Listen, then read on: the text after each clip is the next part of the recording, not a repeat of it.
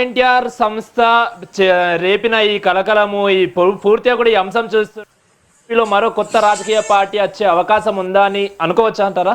ఇది ఏదైతే ఎన్టీఆర్ అనే స్వచ్ఛంద సంస్థ ఎన్జిఓ సంస్థగా చెప్తున్నటువంటి సాయి రూపాయలందరూ కొంతమంది కుర్రవాళ్ళు ఏర్పాటు చేసినటువంటి ఈ సంస్థ అందరం 4 రోజులుగా చూస్తున్నాం. అంతకుముందు నుంచి చేశారని చెప్తున్నారు. కానీ సరే, ఏదైనా కానీ ఒక 100 కోట్లతో ఊరు వాడ ప్రజాపాట అంటూ పెట్టినటువంటి ఈ కార్యక్రమం ఏదైతే ఉందో దాని మీద ఈ ప్రధానంగా సమస్య ఏర్పడింది. 100 కోట్ల రూపాయలు ఈ స్వచ్ఛంద సంస్థకి ఎవరి ద్వారా ఎక్కడికి వచ్చినాయి?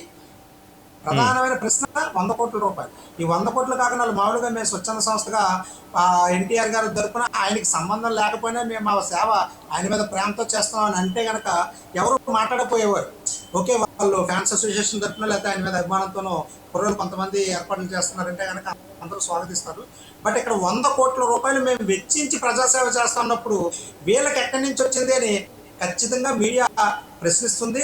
అలాంటి ప్రశ్న వచ్చినప్పుడు వాళ్ళు చెప్పిన సమాధానం ఆయన చెప్తూ, నేను 27 సంవత్సరాలు ఒక చిన్న కుర్రవాడిని, చాలా బడుగు బలహీన వర్గాలకు చెందినటువంటి వ్యక్తిని, కానీ నాకు అమితమైన ప్రేమ ఎన్టీఆర్ గారి మీద ఉంది అంటూ 100 కోట్ల రూపాయలు నేను ఖర్చు పెట్టగలను, నాకు సిఎస్ఆర్ ఫండ్స్ నాకు వస్తాడు. సిఎస్ఆర్ ఫండ్స్ గవర్నమెంట్ ద్వారా వస్తుంది కదండి. మీలాంటి పత్రికా సోదరుడు విలేకరు అడిగినప్పుడు కూడా సమాధానం దాటవేశారే తప్ప సరైన సమాధానం చెక్కకపోవడంతో ఈ అనుమానాలు, ఈ అపవాదాలు ఇవన్నీ వస్తున్నాయి. కాబట్టి ముఖ్యంగా ఎన్టీఆర్ గారు అంటే ఆయన కెపాసిటీని మన అందరం కూడా ప్రశ్నించే ఇది లేదు. ఆయన మంచి వక్త, అలాగే ఒక ఎక్స్ సీఎం గారి యొక్క మనవుడు, ఆయనకు ఒక హుందా అన్నీ ఉన్నాయి. ఆయన ఎప్పుడు వచ్చినా ఈ రాజకీయాల్లో మా పార్టీ పవన్ కళ్యాణ్ గారు కూడా స్వాగతిస్తారు. ఆయన ఎప్పుడు కూడా అందరూ ఉండాలి, ప్రజాసేవ చేయాలని చెప్పే పార్టీ జనసేన పార్టీ. పవన్ కళ్యాణ్ గారు కూడా స్వాగతిస్తారు. దాంట్లో ఏ విధమైన అనుమానాలు లేవు.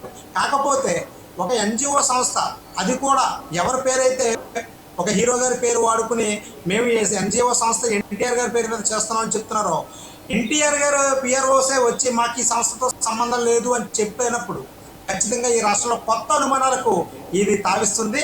ఆ అనుమానం మీరు ఇందాక చెప్తున్నప్పటికీ కూడా, అంటే వైఎస్ఆర్సీపీయా లేకపోతే ఇంకో సంస్థ రాష్ట్రంలో అలజడులు సృష్టించే విధంగా, లేదా ఒక అనుమానాలు క్రియేట్ చేసే విధంగా ఇది ఏమన్నా వచ్చిందని ఖచ్చితంగా డిబేట్ జరగాల్సిందే. ఈ డిబేట్ని మీరు ఏర్పాటు చేయడం నేను నిజంగా సమర్థిస్తున్నాను.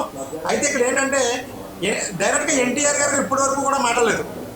ఈ సంస్థ నాదని కానీ నాది కాదని కానీ, జూనియర్ ఎన్టీఆర్ గారు కూడా అని ఇప్పుడు ఆయన కానీ కళ్యాణ్ రామ్ గారు కానీ, ఆయన వెన్నంటూ ఉండి నీడలో ఉన్నటువంటి కళ్యాణ్ రామ్ గారు కానీ కూడా ఇప్పుడు ఎక్కడ చెప్పలేదు. అంటే దాన్ని బట్టి వీళ్ళ బలవాళ్ళు అని నేను అంటలా, బలమైన వ్యక్తులు నేను అంటలా. కాదు, ఒక కుర్రోడు లేదా ఒక వ్యక్తి లేదా ఒక సమూహం మనం ఏదో సాధించాలి అంటే అనుకుని వచ్చి చేశారా, లేకపోతే ఇవాళ చంద్రబాబు నాయుడు గారు, పవన్ కళ్యాణ్ గారు, లోకేష్ గారు, అంటే ఇందాక వైఎస్ఆర్సీపీ నాయకుడు ఒక ఆయన పెద్ద మాట్లాడుతూ లోకేష్ గారిని కించపరిచే విధంగా మాట్లాడతారు. మేము జనసేన పార్టీ అయినప్పటికీ కూడా లోకేష్ గారి కెపాసిటీని మీరు మెచ్చుకోవాల్సిందే. ఎందుకంటే ఆయన మీరు ఎంత క్రిటిసైజ్ చేశారో ఈ రాష్ట్రంలో వైఎస్ఆర్సీపీ నాయకులు అందరికీ తెలుసు. లోకేష్ గారిని ఆయన బాడీ షేమింగ్ చేశారు, ఆయన మాట్లాడే విధానాన్ని షేమింగ్ చేశారు. కానీ ఒక తనను తాను చెప్పుకునే శిల్పంలాగా లోకేష్ గారు ఆయన మాట్లాడి వేడి మాటలతో, ఆ పదిహేను మాటలతో లాస్ట్ 5 సంవత్సరాలు కూడా మరి ఖచ్చితంగా ఈ వైఎస్ఆర్సీపీ నిలదీశారు. ఇప్పుడు కూడా రాష్ట్రంలో ప్రజలతో మమేకం అయ్యి అన్ని కార్యక్రమాలు చేస్తున్నారు. పవన్ కళ్యాణ్ గారితో కలిసి ఒక అన్నయ్యగా పవన్ కళ్యాణ్ గారిని స్వీకరించి చంద్రబాబు నాయుడు గారిని గౌరవిస్తూ ఆయన కూడా ఒక మంచి స్థాయి నాయకుడిగా ఉన్నటువంటి వ్యక్తి మీద కూడా ఇందాక పెద్దలు మాట్లాడుతూ తప్పుగా మాట్లాడారు. అది దయచేసి ఆయన విత్డ్రా చేసుకోవాలని కోరుకుంటూ, అలాగే ఎన్టీఆర్ గారు వస్తే ఎవరికి అభ్యంతరం లేదు. కానీ ఆయనకు కూడా తెలియకుండా ఆయన పేరు మీద ఒక సంస్థ ఏర్పడితే ఇందాక తెలుగుదేశం నాయకుడు శ్రీనివాస్ చౌదరి గారు చెప్పినట్టుగా 100 కోట్ల రూపాయల ఫండ్ కలెక్ట్ చేయడం, లేదా 100 కోట్ల రూపాయలు మేము వెచ్చించామని చెప్పడం ద్వారా ఏదో అవినీతి జరుగుతుందేమో, లేదా ఏదైనా జరిగితే అది ఖచ్చితంగా ఎన్టీఆర్ గారికి, తద్వారా తెలుగుదేశం పార్టీకి కూడా చెడ్డ జరిగే పరిణామాలు ఉన్నాయి. కాబట్టి దీని మీద లోతైన విచారణ ఖచ్చితంగా పోలీస్ ఎంక్వైరీ లేదా ఇన్వెస్టిగేషన్ టీం పనిచేసి ఇదేదో తెలుసుకోవాలని కూడా రాష్ట్రంలో ప్రజలందరూ భావిస్తున్నారు. అలాగే ఫ్యాన్స్ అసోసియేషన్ ఎవరు కూడా దీన్ని సమర్థించట్లేదని నేను మీ ద్వారా తెలియజేసుకుంటూ, ఇది ఖచ్చితంగా ఒక వివరణ ఎన్టీఆర్ గారు కూడా ఇస్తే బాగుంటుందని నా అభిప్రాయం తెలియజేస్తాను.